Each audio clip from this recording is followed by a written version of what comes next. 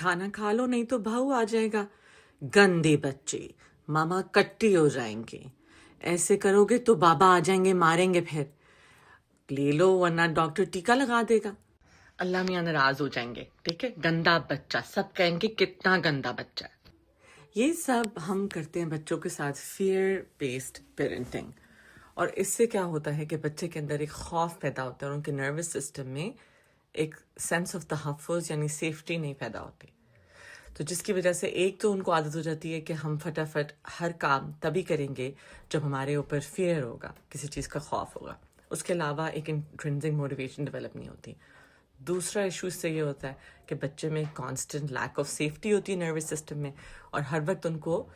اس سے جو ہے چانس آف ڈیولپنگ انگزائٹی بڑھ جاتا ہے۔